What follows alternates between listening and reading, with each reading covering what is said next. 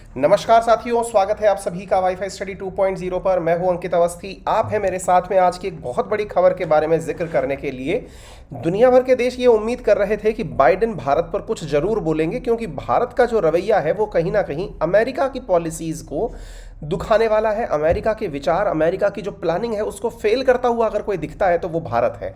क्योंकि भारत का जो प्रेम है रशिया के साथ में वो कहीं ना कहीं अमेरिका को उसकी मनमर्जी करने से रोक रहा है। चाहे अमेरिका कुछ भी कर ले, चाहे यूनाइटेड नेशंस में कोई मीटिंग बुलवा ले या फिर कहीं क्वाड के माध्यम से मीटिंग बुलवा ले, अपने दोस्तों को हम तक भिजवा ले, लेकिन हम जो है वो कहीं ना कहीं से इसको परेशान करने की स्थिति में डाल ही देते हैं। और फाइनली आज बाइडेन से रहा नहीं गया है और उन्होंने भारत के ऊपर एक टिप्पणी की है। और हालांकि वो जो टिप्पणी है उसके मायने आप सकारात्मक तो नहीं निकाल सकते। मतलब एक प्रकार से आप ये समझ सकते हैं कि अमेरिका हमारे व्यवहार से परेशान है, ये बात आप उसको रूप में देख सकते हैं। आइए क्या कहानी है मैं आपको वो जरूर बताऊंगा, लेकिन इससे पहले इन्होंने ये दिया कहाँ है बयान में, पहले वो बता दूं।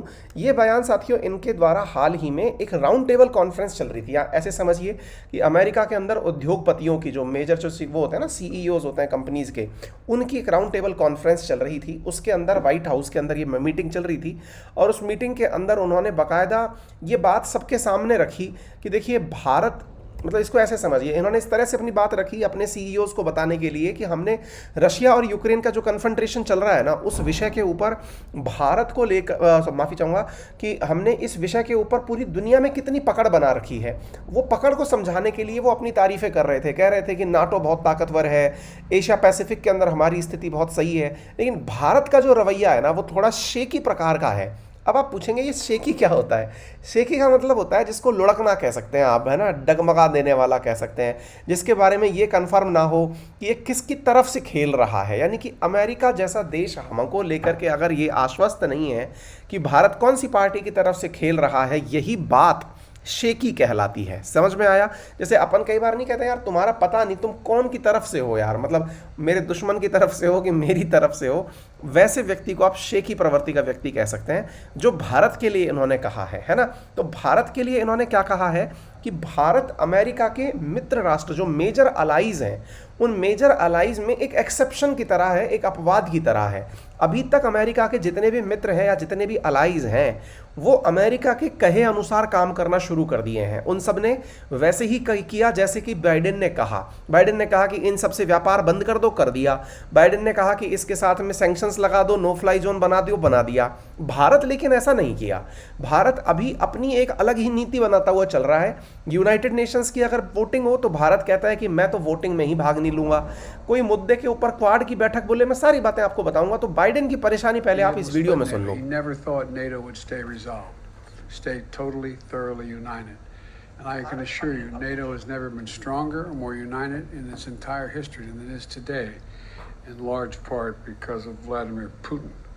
And but you know, in response to his aggression, there has been we presented a united front throughout NATO and in the Pacific. The Quad is, with the possible exception of India being somewhat shaky on some of this, but Japan has been extremely strong, so has Australia, in terms of dealing with Putin's aggression. We presented a united front throughout NATO and the Pacific, and you did a hell of a lot to help us impose sanctions and incur costs, real cost on the Russian economy. And we're seeing now that it mattered. It was really important what you all did, not every one of you, but I'm not suggesting you all had to, but those of you who did step up, it made a big difference. And I'm personally, as president, grateful for that.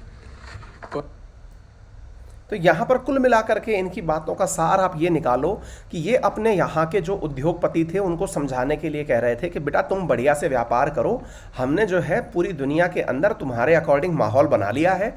अब Russia से जहाँ जहाँ माल बिकता था वहाँ तो हमने लगा दी पाबंदी, रशिया का जो माल खरीदते थे उन पे पाबंदी लगा दी, जो बेचते थे उन पे पाबंदी लगा दी। अब एक प्रकार से समझो कि हमने अपने कंपटीटर को अपनी तरफ से पूरी तरह रोकने का कोशिश कर दिया है। एक थोड़ा इंडिया है जिसका मामला समझ में नहीं आ रहा है। देखो बाइडेन को ना लगता है कि इमरान खान का बयान समझ में आ गया, क्योंकि हाल ही में इमरान खान ने एक राजनीतिक भाषण दिया था, पॉलिटिकल भाषण था उनका अपने देश के अंदर, पाकिस्तान के प्रधानमंत्री का, जिसमें उन्होंने भारत की बहुत कस के तारीफ करी है। हालांकि ये तारीफ अमेरिका को भी रास नहीं आई होगी, क्योंकि इस तारीफ में अमेरिका अपने आप छोटा हो जाता है। वो तारीफ हमारे लिए तो गर्व की बात है, क्योंकि इमरान खान भारत की प्रशंसा कर रहे हैं, लेकिन अमेरिका के लिए नुकसान की बात है कि यार भारत की स्थिति इतनी मजबूत हो गई और हमको पता ही नहीं चला, क्योंकि अब दुनिया भर के लोग भारत की विदेश नीति का लोहा मानने के लिए तैयार हो रहे हैं। आप सोचिए कि इन दिनों बाइडेन जो है ना, वो पुतिन को लेकर के दुनिया भर में ये कहते हुए घूम रहे हैं कि he is a war criminal, यानी कि युद्ध का दोषी है ये। कौन? जिस प्रकार से आपको याद हो तो जर्मनी का जब हिटलर था ना, तो जब वर्ल्ड वॉर 2 खत्म हुआ था तो उस हिटलर को वॉर क्रिमिनल का दर्जा दिया गया था कि ये युद्ध का दोषी है। ऐसे ही पुतिन को अमेरिका कहता हुआ घूम रहा है कि ये वार क्रिमिनल है। वार क्रिमिनल का मतलब इसके चाहने के कारण युद्ध हुआ, दुनिया की स्थिति जो खराब हुई वो इसके कारण हुई। देखो आप ऐसे समझो, जब पूरे समय कोरोना से हम लोग पीड़ित रहे थे तो हम पूरे समय कोरोना से लड़ रहे थे, वो अलग बात है, लेकिन हम ये ढूंढ रहे थे कि असल में कोरोना फैलाया किसने। तो घूम फिर के हम चाइना को दोष देने के लिए पहुंच रहे थे, क्योंकि यहीं से ऑरिजिन हुआ। आज अगर हमारे पेट्रोल के दाम बढ़ रहे हैं, सप्लाई घट रही है, शेयर मार्केट घट रहा है, फॉरेक्स का रिजर्व घट रहा है, सारी तमाम दिक्कतें अगर हो रही हैं, तो किसी को तो दोषी ठहराया जाए। तो उस दोषी ठहराने में अमेरिका पुतिन को पूरी तरह वार क्रिमिनल पोर्ट्रे करने में लगा हुआ है, लेकिन भारत है कि पुतिन के खिलाफ या रशिया के खिलाफ कोई बयान ही नहीं दे रहा है। ये बात अमेरिका को बहुत दुखा रही है।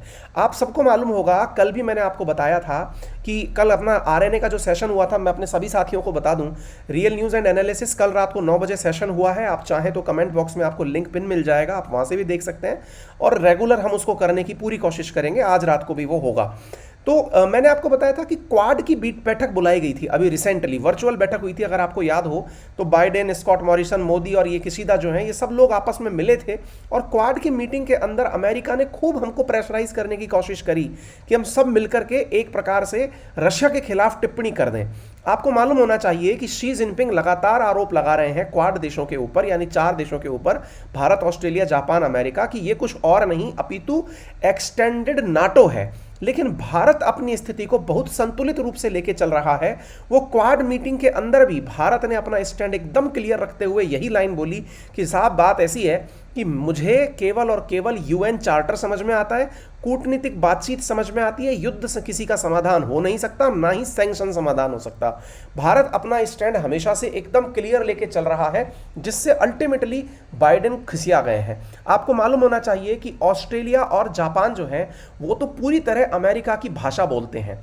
यही कारण है कि शी जिनपिंग इसको एक्सटेंडेड क्वाड कहते हैं, क्योंकि जापान ने पूरी तरह रशिया के ऊपर सैंक्शंस लगा दिए, ऑस्ट्रेलिया पूरी तरह से कंडेम कर दिया है कि साहब बहुत गंदा किया इसने जो किया, और तो और इंडिया की जो पोजीशन है ना, उसको स्कॉट मॉरिसन बोलते हैं कि हम समझते हैं कि हाँ भाई इनकी पोजीशन ऐसी क्यों है। अब भाई हो भी क्यों ना, अमेरिका आज नया नया मित्र बना है हमारा, रशिया हमारा उस समय से मित्र है जब से देश आज़ाद हुआ। भारत के जितने भी अंतर्राष्ट्रीय युद्ध हुए उन सब के अंदर रशिया हमारे साथ खड़ा रहा। लगभग 6 से अधिक बार यूनाइटेड नेशन सिक्योरिटी काउंसिल में भारत की तरफ से पक्ष रखा। यूनाइटेड नेशन सिक्योरिटी काउंसिल में रशिया ने हमारी परमानेंट सीट के लिए हमेशा अपना दावेदार बनाया कि हाँ हम भारत को चाहते हैं।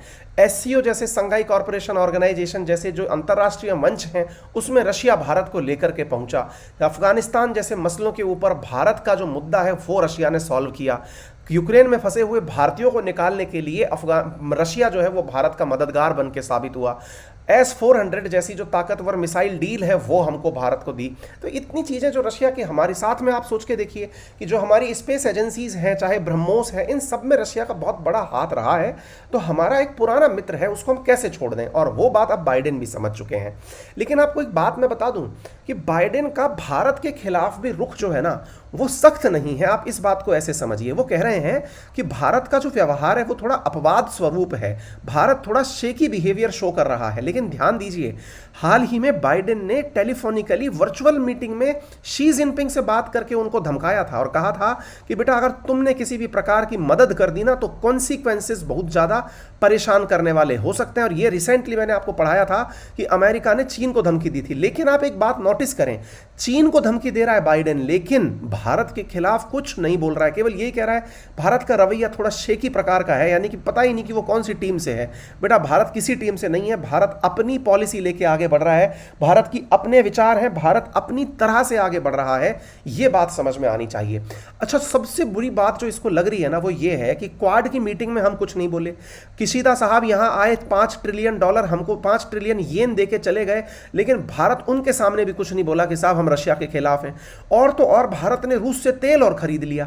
इधर रूस हमसे कह रहा है कि आप हमारे यहां इन्वेस्टमेंट करो, भारत कह रहा है हम प्लान कर रहे हैं। यानी कि भारत रशिया के लिए एक बहुत मित्र वैसा बन के आ रहा है जिसको कहते हैं ना, मित्रता असल में आपातकाल में ही परीक्षण में आती है, और भारत इस समय रशिया का वैसा मित्र बनकर साबित हो रहा है जो कि पूरी तरह से उसके साथ खड़ा हुआ दिखाई दे रहा है। आपको मालूम होगा कि जब भी यूनाइटेड नेशंस की बैठक हुई या फिर कोई भी मीटिंग हुई, भारत ने हमेशा अपने आप को बाहर निकाल दिया। एक मजेदार वाकया के साथ में इस सेशन को खत्म करेंगे, जिसमें कि जो इमरान खान है उनका दुख भी आप देख सकते हैं। इमरान खान कहते हैं कि साहब अगर कोई देश हो तो भारत जैसा, जिसकी फॉरेन पॉलिसी, विदेश नीति की तारीफ करता हूं मैं, दाद देता हूं मैं। कारण क्या है कि ये जनाब किसी से डरते ही नहीं है, ये अपनी जनता के हित में फैसले लेते हैं, और अपनी जनता के हित में फैसले लेने के लिए ये एक तरफ तो अमेरिका के परम मित्र क्वाड के रूप में बैठे हुए हैं, और वहीं दूसरी तरफ रूस से ये तेल परचेज करते हैं। इमरान खान का ये बयान सुने और अपना दिन अच्छा कर लें। साथ वाला हमारा मुल्क है हिंदुस्तान। मैं आज हिंदुस्तान को दाद देता हूं, इन्होंने हमेशा आजाद फॉरेन पॉलिसी रखी। आज हिंदुस्तान उनके साथ मिला हुआ, उनका अलायंस है। क्वाड के अंदर अमेरिका का अलायंस की हुई है, और अपने आप को वो कहता है मैं न्यूट्रल हूं। रूस से तेल मंगवा रहा है जबकि सैंक्शंस लगी हुई हैं, क्योंकि हिंदुस्तान की पॉलिसी अपने लोगों, हिंदुस्तान की पॉलिसी अपने लोगों के लिए है। ये बयान इमरान खान का हमें बहुत शांति देता है, सुख देता है कि यार कम से कम देश के अंदर कोई समझे ना समझे, इमरान खान जरूर समझ गए हैं कि भाई भारत जो है ना वो डिप्लोमेटिकली बहुत साउंड हो गया है। फिलहाल के लिए इतना ही। यदि आपको ये जानकारी पसंद आई हो तो इसे अपने साथियों से जरूर शेयर करें। चैनल पर नए हैं तो सब्सक्राइब कर लें, वीडियो पसंद आया हो तो लाइक करें। अनअकैडमी पर मेरा रेफरल कोड है अंकित10, जिसका यूज करके आप अनअकैडमी पर 10% डिस्काउंट प्राप्त कर सकते हैं ऑन ऑल अनअकैडमी सब्सक्रिप्शंस। और स्पेशली मैं याद दिला दूं कि एसएससी वाले जो विद्यार्थी जिनका इकोनॉमिक्स का बैच बीच में ड्यू रह गया था, उसकी क्लासेस जल्दी ही रेज्यूम होने वाली हैं। यदि आप में से कोई भी विद्यार्थी इकोनॉमिक्स अपनी सही करना चाहता है तो इसी वीक से शुरू हो रहे इकोनॉमिक्स के सेशन में ज्वाइन कर सकता है। एसएससी कैटेगरी के अंदर ना केवल मेरी क्लासेस अपितु उसके अंदर जितने भी एडुकेटर्स पढ़ा रहे हैं उन सबकी क्लासेस मिलेंगी, पुरानी क्लासेस भी आपको मिल जाएंगी, और इकोनॉमिक्स के तुरंत बाद हम लोग हिस्ट्री डिस्कस करेंगे बहुत बेहतरीन तरीके से। अनअकैडमी पर पढ़ने के लिए धन्यवाद। अपना ख्याल रखें, बड़ों का सम्मान करें, छोटों को प्यार दें।